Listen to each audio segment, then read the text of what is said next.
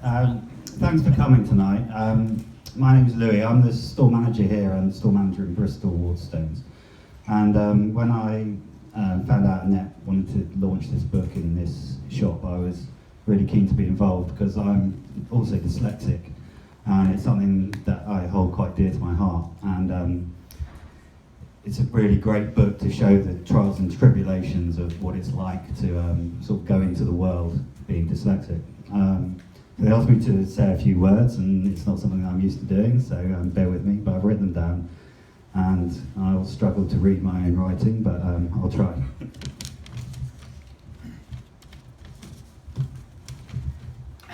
So being dyslexic is often seen as just the habit of mixing up letters and numbers, and people don't often see the other difficulties it brings.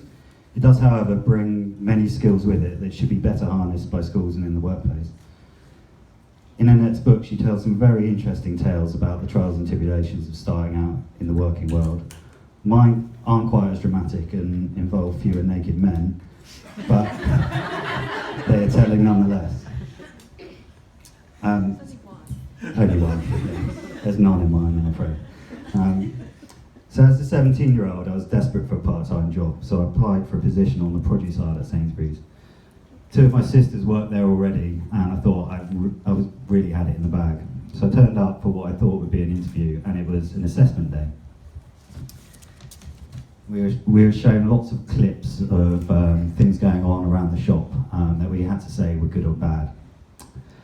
And I took it upon myself to see it as a snapshot of how the shop was running, and I wrote a very long list of how they could better run the shop, how they could utilise their staff better, and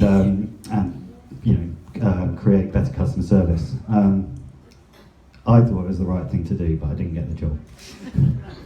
I did eventually get a retail job in Morrison's, only after having been rejected once because they couldn't read my application form. So I asked a friend to write it for me who already worked there.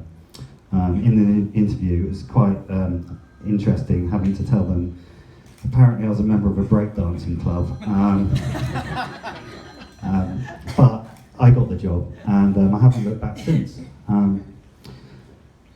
I really hope you enjoy reading Annette's book and support her. She raises awareness of this really good cause. So everyone put your hands together for Annette Dolan.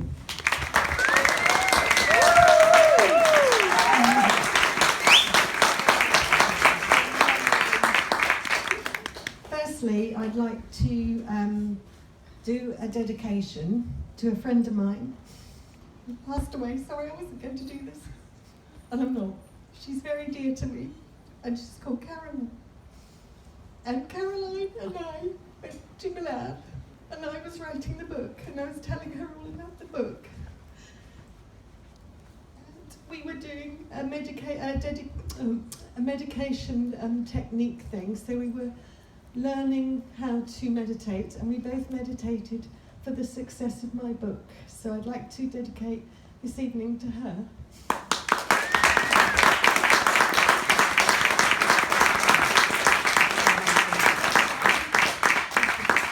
Now, Jamie is better at reading than I am, so, because he's an actor. And he works for me, and Jamie and I do all sorts of acting things. We've done pantomime for the Fringe, Jamie's done some very good plays, so he steps in when I need him to read, and we work together as a team. So we've put together a question and answer thing of what we think you'd like to hear. It's very exciting. So we're just going to talk briefly about Annette's life, about the book, and then afterwards there's going to be a question and answer session where hopefully you will ask questions and hopefully Annette will answer them. So the book starts off, as many books do, in childhood. So are you okay to talk now? Yeah. Yeah? Okay. So could you just kind of detail briefly what it was like growing up in primary school and secondary school, having dyslexia, without necessarily knowing that you had it? It was absolute hell. Because when I grew up, nobody knew about dyslexia. Dyslexia was a completely thing that people were unaware of. So I was often sent to the headmaster. One time I did all my spellings really well, 1 week after another, then a month they jumbled them up and I couldn't do one, you see, and I got caned for that back then, so that was quite awful. And secondary school, I was made to be the silly girl. So then the teacher, I used to write stories. I always loved writing and I always wanted to write even then. So I'd write stories, bring them into the English teacher, and she would destroy them and make them a model of how not to do it, a John Cleese model, how not to write a story. So then that caused the girls to pick on me because it was like the teacher had picked on me. So I got bullied, so I became a fighter because I was so angry. So it was very difficult, and that's what happens to children in those days. It's changed a little bit now, but that's how it was. So the lack of recognition, because there was no kind of term for dyslexia back then. There was no acknowledgement that it might be something that a lot of people have. It was you were considered the silly girl, Yes. basically. Were there others like you in the school that you knew of, or? I don't know. I was so wrapped up in my own world. Everyone else seemed better than me, so it made me feel like that. So I was locked in a feeling of lack of self-worth, and you know what it's like, feeling silly. Okay. So we kind of go through school, and you are fighting other people. You're effectively rebelling against everything. Yeah. Did a part of you always want to write? When did that kind of begin with you? Where was the writing bug born? Well, I've been writing all my life. I had to step over fear, though, because I used to hate my writing. My best friend, Janice, used to sit next to me, and she wrote beautifully, and mine was like, ugh. It was like scrawl everywhere. And I'd look at her, and I was so jealous. And I think, if only I could write like that. And but I had things to say. And as I said to Jamie, you can all say things in a different way. If you're an Essex girl and you've had a loss in your family, you say, oh my God, this is really getting to me. It's really grinding. It's awful. You know, I'm really, really upset. If you're an Oxbridge person, you say, this is hurting my soul. I'm so mortified that I have a loss. It's the same sentiment, but it's said in a different way. So everybody has something to say. So I feel quite strongly about that, but it's the way you say it. So that's why I've written the book in a certain way, to help people know how dyslexic people speak. Okay, cool. So I'm going to read a little extract now from the book, from the first chapter, from when Annette was in school, and she had to go to the careers lady, effectively. So this is me being Annette. You're about to witness the birth of a legend. By the time I reached the age of 15, I had learnt the art of survival and was a lot tougher than when I first arrived in London. With my total lack of academic results, I was asked to leave school at the age of 15. So with no choice but to quit education, I went out into the big wide world. And when I look at 15-year-olds now, they are so young. So a week before the leaving date, I was sent to a careers advisor. I walked into her office. She had a file with my name on it. I sat down in front of her and she looked at me. "What do you want to do?" she asked. "I want to be a journalist," I replied positively and enthusiastically. She looked at my file and laughed. "You're joking! You can barely read and write," she said mockingly. I glared at her. "I can read," I insisted, feeling insulted, "and I can write, I just can't spell." She looked at me irritated. "Your only hope is getting a job in Woolworths," she said disparagingly, and threw an application form across her desk at me. I threw it straight back. "I'll get a job in an office then," I exclaimed. "You have no qualifications. How will you get a job in an office?" she asked. And that was her gift to me. I would invent qualifications for a job. After another vote of no confidence from her, I got up. "You just watch me," I exclaimed, and stormed out, slamming the door. I was glad to leave school because as a dyslexic, it was a place of constant negative input, which I was determined to fight as I had been ridiculed in front of the class on so many occasions. I needed to prove I was worthy in life.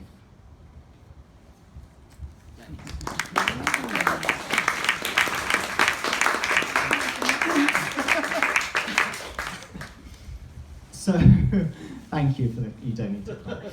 Yes, you do. Although You're that it is nice to be gratified, yes. Feed the ego. So at this time in your life, your mum, Dot, who features massively in the book, she's practically in every chapter. And you can't get through a week at work without remembering. She's basically your conscience in your life, and now she'll kind of speak to you now. She loved you dearly, and you loved her dearly. But there are instances, especially in your young life, when she wasn't there for you, and you wanted to bring up the fact that schools, in that instance, should fill that gap. My mum wasn't there for me, not because she didn't want to be there, it's because my stepfather was dying of asbestosis cancer, and she was on her own, and she was trying to manage my brother and I, and my stepfather, who was seriously ill. So I was going to school, being bullied, coming home, and I couldn't give that to my mother. In fact, the bullies did come round to the house one day to bully me there, and she dragged me in and said, "Hide," and they'll go away. But I didn't have anyone, and this is where I think the school should pick up. And I will go on to my dual curriculum idea, which I'm going to fight for with the schools. I don't know how I'm going to do it, but anyone who can help me. I think there should be a dual curriculum, an academic curriculum, which comes into in secondary schools, comes into action in secondary schools, and not a dyslexic curriculum, but a different curriculum, where people are educated not with academia, but the exams that the dyslexic type superstars get are equal to the academic, and the snobbery goes, because there is a lot of snobbery if you don't get a qualification that is academic. Now, we'll go more into that later. Yeah. Okay, cool. So, obviously, you leave school at 15, and in the vast majority of the book is you kind of going from this terrified young girl who leaves school at 15 with no qualifications, you're making them up, into this kind of, I'll say powerhouse, I suppose. You have to work with her to know she's a powerhouse. But it's certainly in the local area, you can't get away from Annette. Because I work for her. My question is, do you feel educated now that you've gone through your life, basically? I have the master's degree of the University of Life. I was educated when I left school. My first job was with Gonzales Baez, pulling punch cards, and I was in computers. But the computer was as big as this, and the punch cards were the data. So, and it always fascinated me from the first job I had, how businesses were run. I found that really fascinating. And I pulled the punch cards, they went into the computer, and then they went down to the order office, and they fulfilled the order, because the big orders came out of the computer. So, but I have not a low boredom threshold. What was it? I get bored very quickly. So I found that very boring. So I wanted to be a model then. So I decided I'm going to be a model. So I went and spent some money that my dad had left. Well, his boss gave it to us actually, which wasn't enough really for the asbestosis. But £90, and it was exactly £90 to go to Lisa Clayson's, which was a con, to be quite honest. So, but I enjoyed the time there. Then I got a job with Chelsea Girl, which is now River Island, as their house model. And I worked with Mr. Bernard and Alison, and I used to try on all the clothes. And I was fascinated by that industry, and I've got it in the book, where the fashion designer is in charge of all the designs come in, the house model tries them on, they order them in and then they cut the cloth, because I was a size 10 and they'd bring in a size 8 marked as a size 10, so they'd say put it on and I couldn't get it on because I was a 10. They'd cut the cloth. So Miss Minchio, the Italian fashion designer, would go, "You cut the cloth! You take it back and you change it all." So it was really, she was Italian, not Welsh. It was really a learning curve on how business worked. Yeah, which fascinated me all the way through. So basically, you basically had a new job every month, and that's basically. No, I was there a year. Oh, okay. You had a new job every year. It varied the time. So we're going to read another excerpt now. My book's here. From one of your jobs, where you got a fantastic position for a dyslexic person as a auditory typist. Audio typist. That job doesn't exist now. It did then. It did then. Very true. I turned up on my first day, excited, delusional, but proud. He took me to an office with one other girl who was typing with earphones attached to an audio machine. She was typing really fast without looking, about 60 words per minute, and that's how we measured typing then. I was probably 10 words per minute with spelling errors. I sat down on the desk opposite her, and the man handed me a miniature tape to put in the audio machine and left. I put the tape in the machine, put the paper in the typewriter, and pressed play. The voice of the man rang in my ears, "Dear sir or madam." I was trying to type, but he was talking too fast, so I rewound it. Kathy, the girl opposite, stopped what she was doing and said, "You can slow it down." So I stopped, so I slowed it right down. It sounded like this. "Dear sir." That wasn't Stephen Hawking. I had accidentally pressed the speaker. So there I was with my new boss's voice ringing out in the office, and my new boss walked back in. He looked distressed and looked at my work and said very slowly, "You cannot type, can you?" he asked. "It's my fault. I should have given you a typing test." He was apologising. I looked at him wide-eyed and shook my head. He continued, "You can't spell either, can you?" My eyes widened and my head shook faster. I sat there, the career advisor's words ringing in my ears. "Stay there! Don't move!" he exclaimed. So I waited there, fearful that I was now jobless. He came running back into the office with a softly spoken tall man with glasses called Stephen Taylor. "This is Stephen," he told me. "He is looking for a girl Friday on International Freighting Weekly. Are you interested?" "Yes," I said excitedly. A great relief came over his face, and Stephen escorted me into the room next door. It was a large room, and there were 3 very good-looking young journalists sitting at their desks. There's more on them later in the book. Just spoiling. There was a 4th desk with an IBM typewriter on it, which was for me. At the end of the room was a door into another room. On it said Stephen Taylor, editor. I was very nervous. Stephen took me into his office and explained the job. "You'll be filing photographs mostly of juggernauts, ships and ports, typing, making appointments for the boys, and booking hotels, and typing my letters." I looked at him sheepishly and said, "Did the other man tell you I could not type very well and my spelling is terrible?" Stephen looked at me and smiled. "Don't worry, you will learn. There is more filing than typing, and I will teach you to spell." He was so kind. So what I got from reading that was the fact that your bosses in the real world were a lot more supportive than your school teachers. Is that the case? Yes, yeah. I think they Stephen recognised my skill. I'm a great organiser. I don't look with a dyslexic. Certain dyslexics, we're not all the same. You can look chaotic to the outside world, and people think, "My God, what's going on in her life?" But you're organising the whole time. My daughter's the same. But she's there. She's so successful. She's head of music at Hayward Prep, and I'm very, very, very proud of her. But people look at her and think, how's she got that production together? You know, and I look at her and I think, that's me. You know, and people look at me like that. Adrian will say to me, I'll say, it's all sorted in my head. He says, you've got to write it down because I don't know what's going on. And he gets terrified, you know. It all happens in the end, but he's terrified. So, what was the question? I've gone off.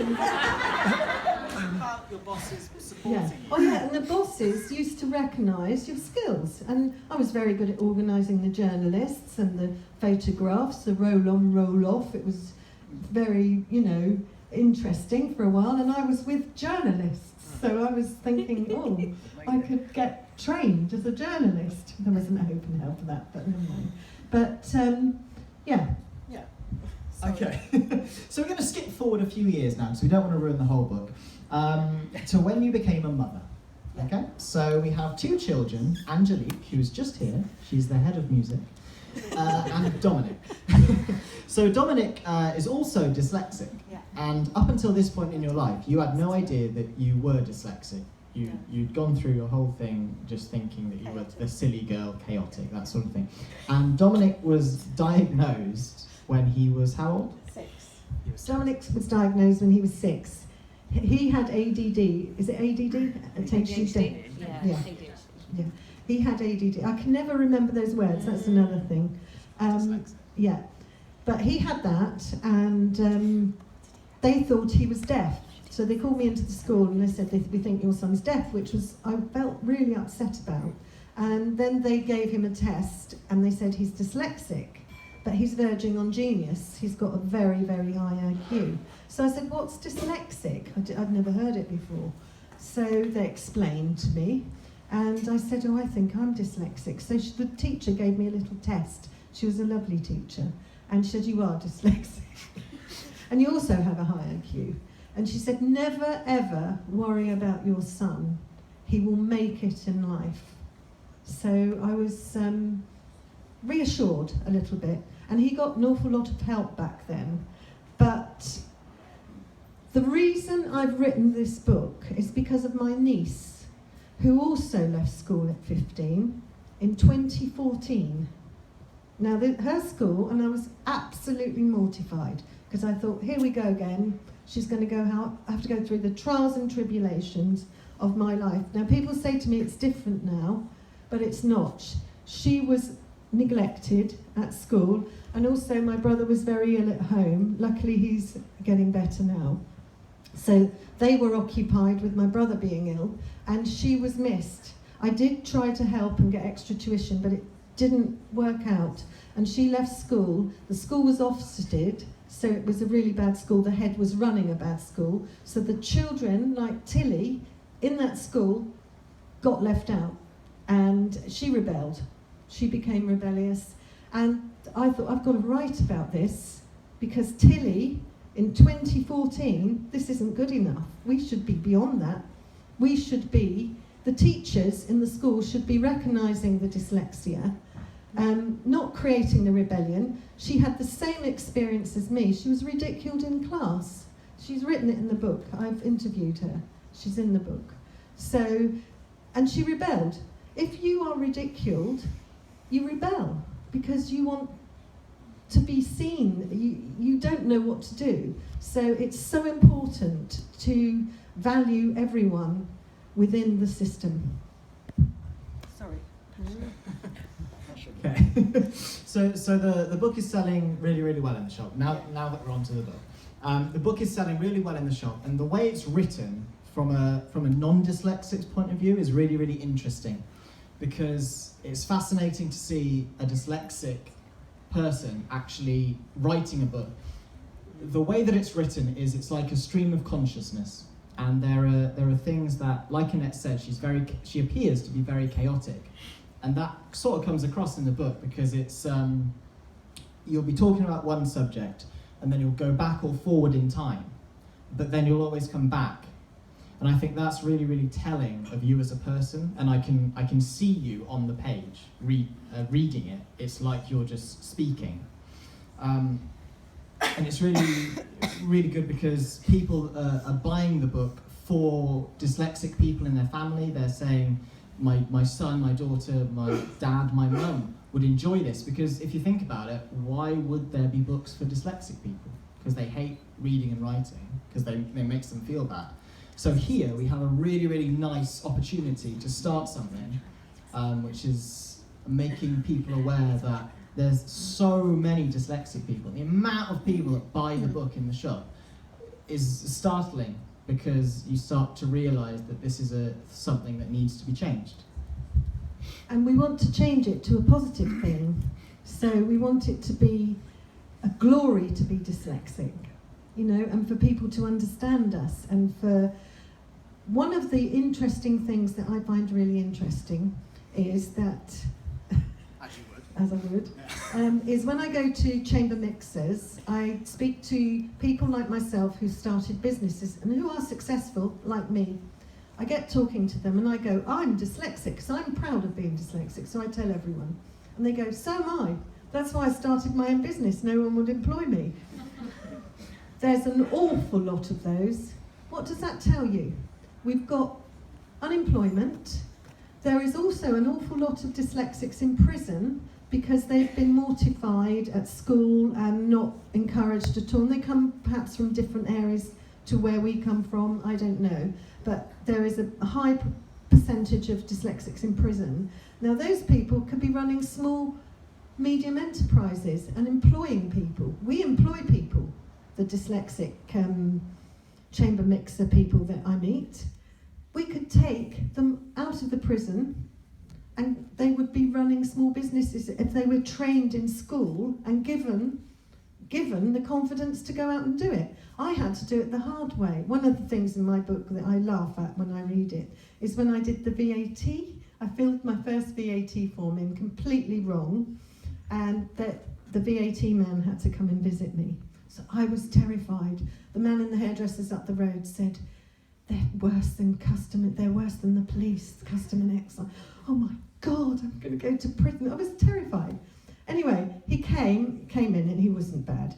And he came in and he said to me, where is all your receipts? And I put them on a long string. So I had a year's receipt on a long string, big ones, little ones that looked like a snake. So I brought them in and I plonked them down. He said, you creatives, he said. But he was lovely, and he showed me how to register the receipts, and I picked it up very quickly.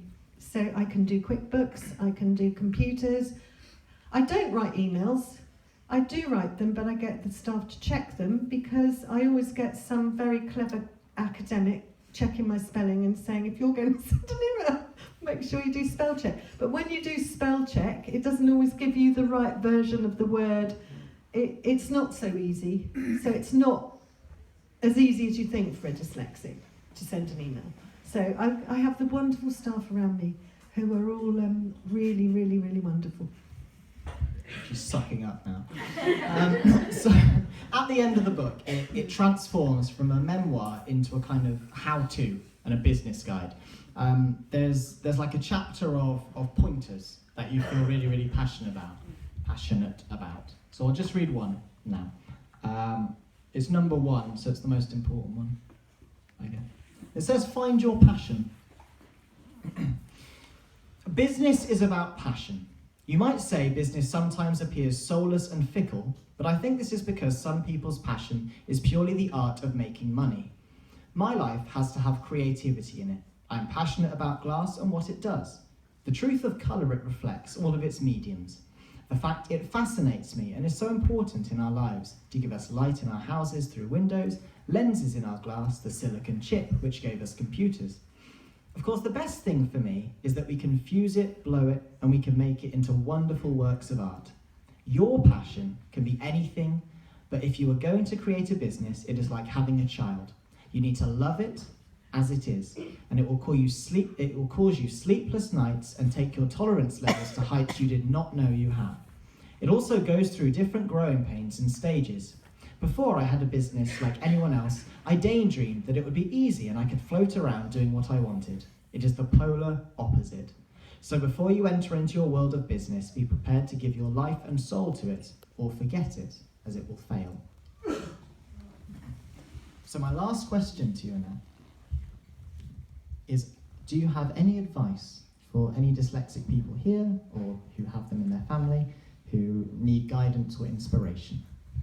I just need to say, believe in yourself. You're wonderful. You're a superstar, and just go out there and do whatever you want, and do a bit of positive visualization. So visualize what you're going to do before, and go and do it.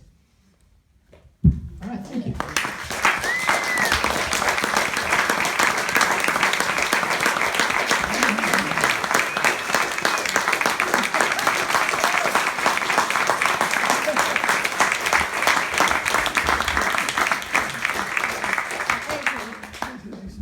We're going to pass over to the person who loves the mic the most, and is best on it. Well, it's been an amazing journey. I'm sure many of you have been part of that journey with Annette and myself, either through the walls of our house, now next door neighbours, perhaps, or on Walcott Street, perhaps, as we've been developing the business.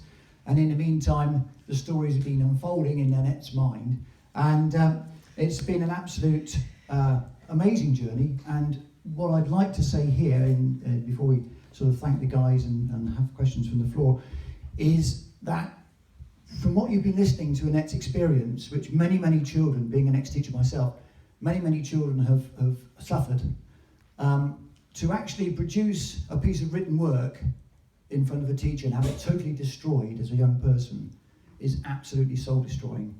So when Annette shared that experience with me and explained the image of that wonderful piece of work that she'd so carefully written out, word by word, just making sure that each sentence, each letter was all nice and neat, like her friend Janice's piece of work that she sat with next door.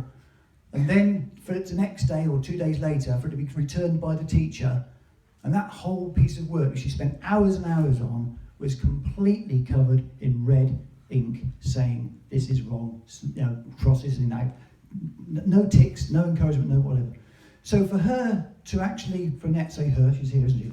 For my beautiful wife here, to have gone through this amazing journey, which has come to a conclusion, you're still here, aren't you? to reach this point in her life where this book has come to fruition, and to actually show it to everybody and be proud and sort of be up for being judged, if you like, or like the teacher and everything else. So I am absolutely overawed, if you like, with pride with Annette, for what she has done to overcome what is basically an incredibly difficult, condition or whatever, but whatever, to overcome, to achieve what she has achieved. So in front of all these people here, and this is all these people here, your friends, your neighbours, your workmates, your colleagues, etc., is a clear example of how people appreciate and obviously respect the achievement that you've got. So, ladies and gentlemen, please, big round of applause for Annette.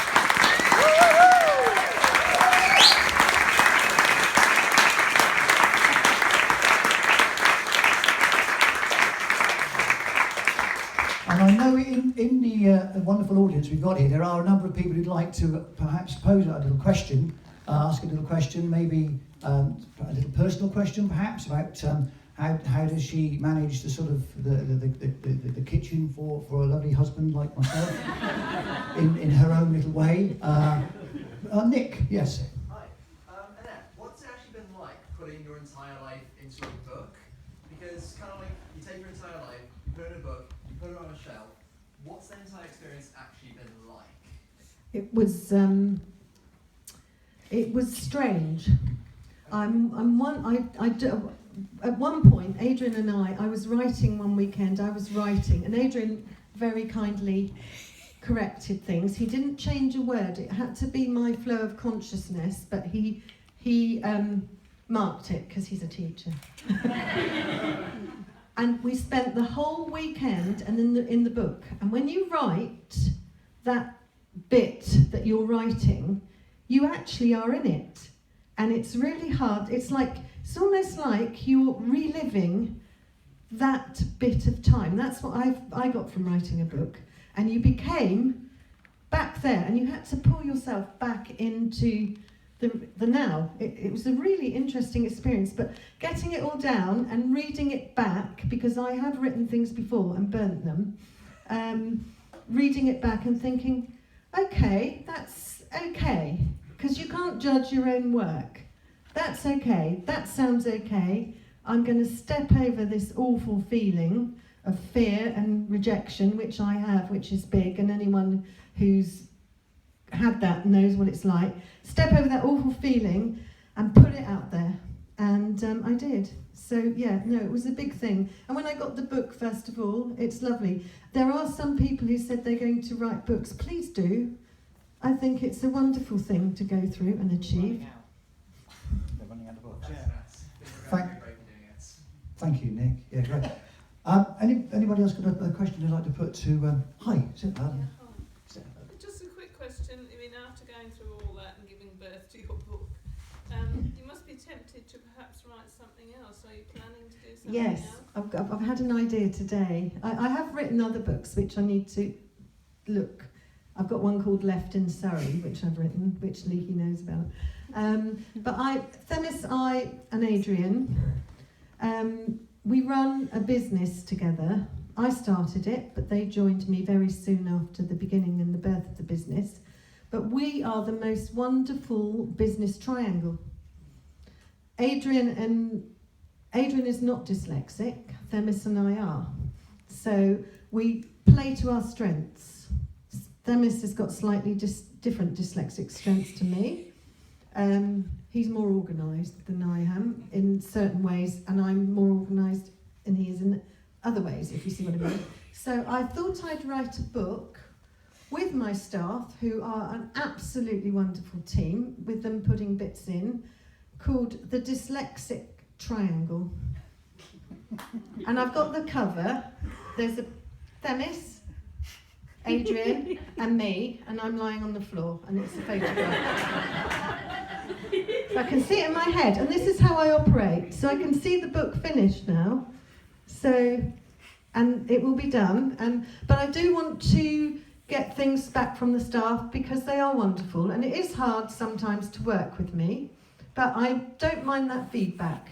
And we do sit down, and we're all very honest with each other. We're a team. We're a team. We don't have a hierarchy business, really, do we?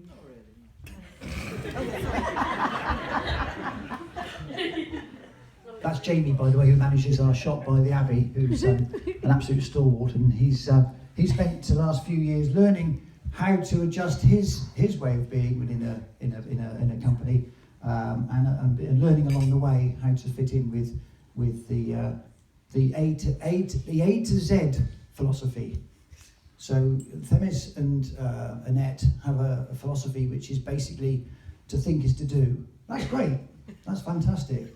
But they think and do at the same time. So it's almost they're ahead of themselves before it. But that's how these guys work. So my place within that sort of triangle is actually to sort of hold them back a tad, control their creativity, which is what the wonderful business is based on.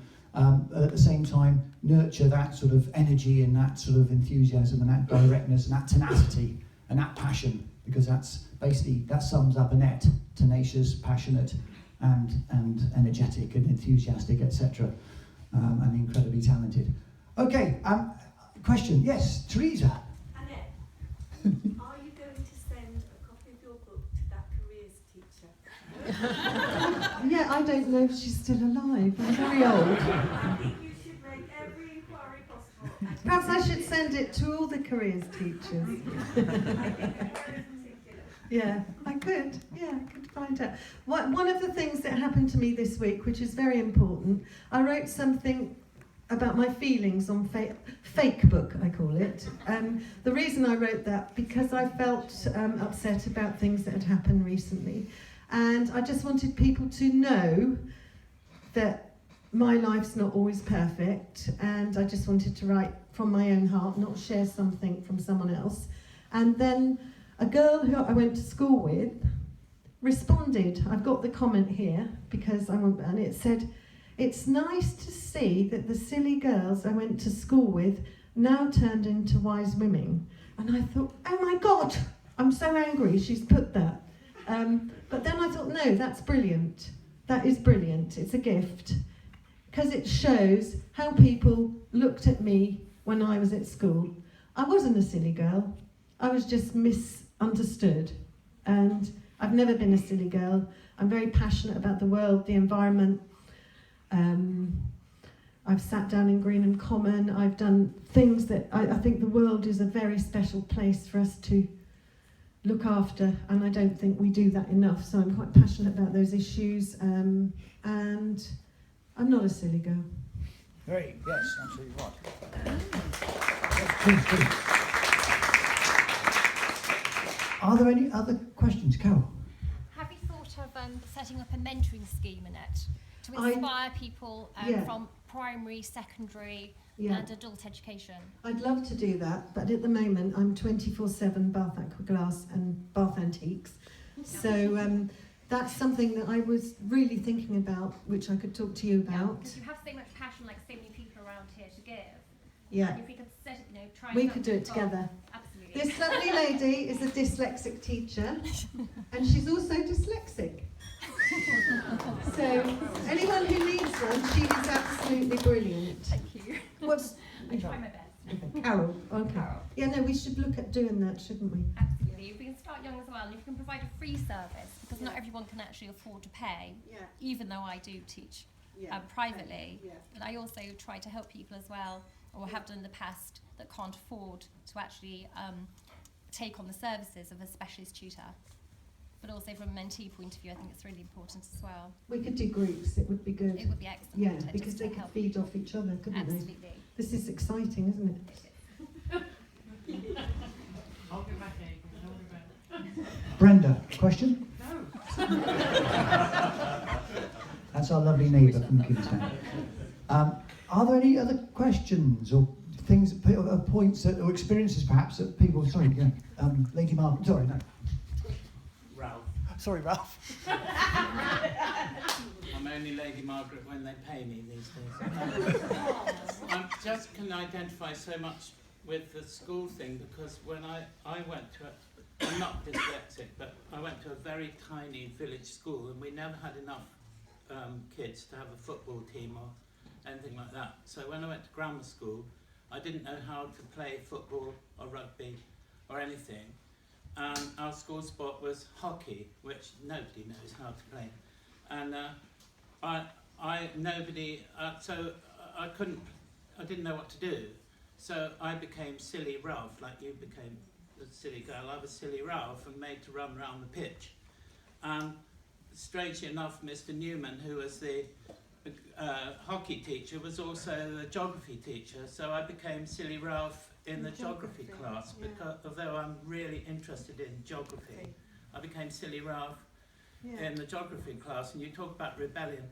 Well, the way we got around it, another guy who was in the same boat, we invented this thing where we would hit Mr. Newman as hard as we could around the ankles with our hockey sticks and then turn away as if nothing had happened, and he never discovered who was doing it, and that was our way of That was brilliant. I became silly Ralph in woodwork because he was something to do with that as well. And, I was disappointed. I was disappointed to hear that schools are still a bit like that. Yeah. Although now I've made my life being silly Ralph, so it's fine. You're wonderful, Ralph. One of the things I used to do in school, which was one of my favourite things, and I didn't put it in the book, was I couldn't sing. I was tone deaf, and they didn't let me in the choir. And they didn't let Susie in the Banshees in the choir as well. She was in my class. So both of us were not allowed in the choir. And so we used to say, when it was school assembly, and a very special one, we'd say, let's sing soprano. So we'd go, and then she'd stop the whole school. Who's doing this? And we'd do it again and again. And I just loved it. Right, shall we all have a drink again? Are there any other questions that people would like to put? Yes.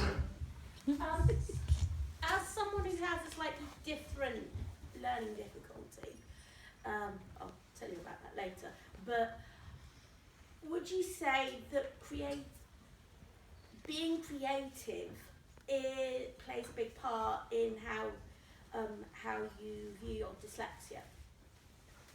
Being creative in how I view it. I think if I'm not being creative, and business is a creative thing for me as well, because I do a bit of everything and I find it creative. Marketing, I do not much making anymore, but I do the odd stained glass window, which I'm designing at the moment at home. Creativity is a very key important to my life. If I'm not being creative, I actually get I get depressed. If I've not got 3 or 4 projects going, I can't exist. My mother used to say, "You'd die if you weren't busy," you know. So with my projects. So yes, I think there is something in there. I don't understand what it is, but do you feel the same? Definitely. Yeah. Yeah. Oh, there you go. Celebration. That's, sorry. Thank you. Yeah, I will do. Are there anyone like to make a little comment? Slim. Why is it glass that you want to get to? Why glass as a business? I love glass. I love glass. I did a course later on in my life when I had the children. I went to Westing College with Paul Sancascioni, and he taught me stained glass, and it was wonderful. And my brother moved back to Bristol and started Bristol Blue. So then I came to Bath and we opened a shop. And then I just love glass as a medium. I love it. It's just brilliant. I find paintings now, working with glass, because when I was always going to the National Gallery when I worked in the West End, and I was always around the galleries and looking at the paintings. I was a bit obsessed with them. I even bought a tin bag with all the masters on. When I look at a painting now, it looks dead. But our stained glass windows are alive because you get light, you get change, you get colour. Through the glasses, you get colour. I'm absolutely in love with glass, so that's why glass. That was Slim, by the way, our new apprentice at Broadcast Street. He wanted a plant until we could advertise Bath Aqua Glass again. Where are the glasses from, Adrian? So the glass is actually supplied by our very kind sponsors, Bath Aqua Glass. They're very kind, thank you very much. Is anybody else have a question or a point they'd like to make with experience they've had? Well, Yeah, I hi. was just going to say that in this day and age, which is like 3 months ago, my granddaughter, who's just 11, her mother was phoned up. She's dyslexic. She hasn't had a lot of help. I won't name the school. And the exam they do that last year, I'm not sure what they call them now. SATs. Yeah. Said, would it be okay, do you think, if we kept her out of the exams? Because So they get that is disgusting. Did you hear that? She was asked to stay out the STAT exams, so they get the SATs. The SATs, sorry. Stats is for my blood pressure. Yeah, SATs exams. So they got the higher percentage of passing. It's a very well looked for school in Bath. It's a very looked for. That is disgusting. People moved to the area for that school. So she phoned me. She didn't have a clue what to do. I said, well, quite honestly, I'd take her out of school for the whole of the week because the other children are going to say, why? Oh, you don't have to do it. So she was picked on because she had to sit in the classroom. That is so on her wrong. own. See, it's still happening now. Because obviously, if she took her out of school, they would have said, you're going to pay. Why are you taking her out of school? So it was.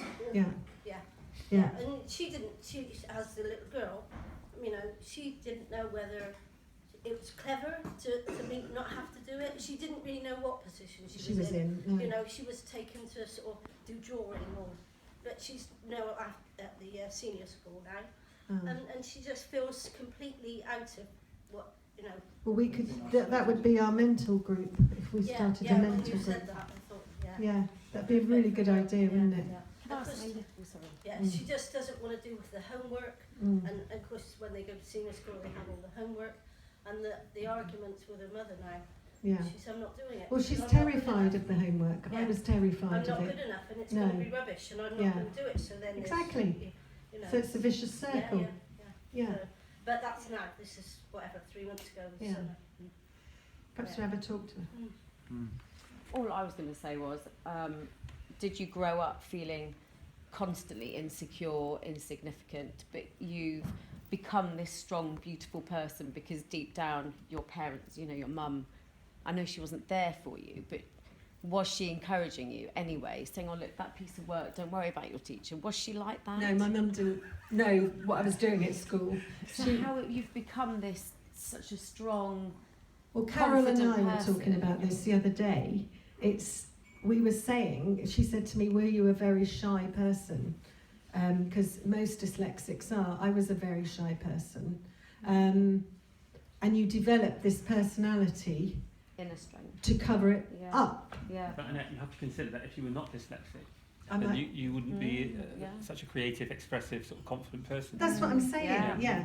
But I would I have haven't read the been, book yet, but I assume that's the yeah. positive thing to take from the book. They got But I would have been confident earlier. That's what I'm saying. If you can encourage the confidence earlier, then we can go out and start business. Business is something that is But good growing for up with being knocked down all the time, Time. but you've still had enough confidence to write your own book, set up your own business, bring up a beautiful family. Yeah. So something within you still had that confidence, even though someone was constantly. Well, It's- when people told me I couldn't do things anymore after school, I decided, no, you can't say that to me. My mother, even just before my mother died, I started a B&B. She said, you can't do that. Did you? So I said, yes, I can. And I did. And Yeah. she was still saying that to me. You can't do that, Annette. My mother, bless her, I love her dearly, even though she's passed. But she was of the age which was the generation that brought us up. That there were the public school and there was us, and we couldn't do certain things. And I thought, I'm not having that. You know, she'd say to me, she worked at Guinness Mile in the city, I spoke to the public school boy in the lift, Annette. And I'd go, what? They're just the same as you, Mother. No, they're not. They have a different way about them. And she didn't realise that we're all flesh and blood, Yeah. and we're all the same, and they've got their own problems, you know. Yeah. So, no, but I think it was a gift, Tanya. I think that I had a gift of saying, you can't do that, I'm going to do it. If there's something I want to do, I will do it. Yeah. I'll try. The thing with dyslexics, you fail, and you get up again. You're so trained in failure that it doesn't matter. There's no fear with it. Because you failed so much as a child that that's with me, not everyone, that you don't mind failing because you've realised you learn from your mistakes. So awful, isn't it? Yeah, but it's great to fail. So embrace failure because it gives you a gift of learning how to do it next time. Other strengths. Yeah, it really is good. Yeah, we better have That's another okay. drink. Are there any other points that anybody would like to raise? Hi, gentleman at the back, otherwise known as Eric. Hi. Hi, Eric. Do you think it's possible that dyslexic people have an actual higher level of thinking than normal? Yes. Yeah.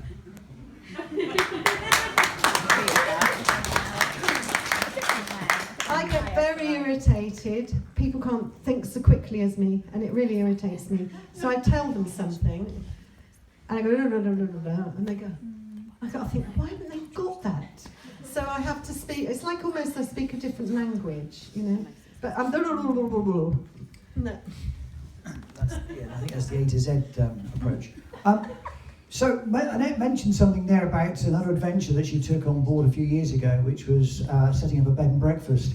The next book is called A Dyslexic Takes on Bed and Breakfast in Bath. How not to run one.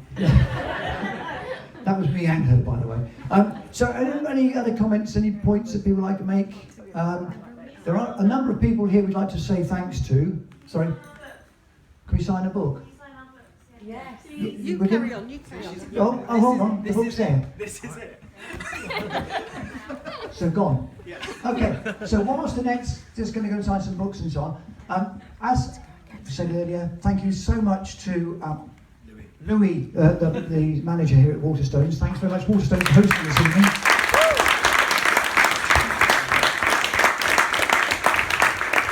And also for sharing his experience, because I think that was really quite heartfelt, and thank you very much for that, Louis. Thanks also tonight to Lorraine and Lorraine Morgan Brinkhurst Events, who have sponsored the drinks reception tonight. Thank you, Lorraine. Also thanks to somebody who's been working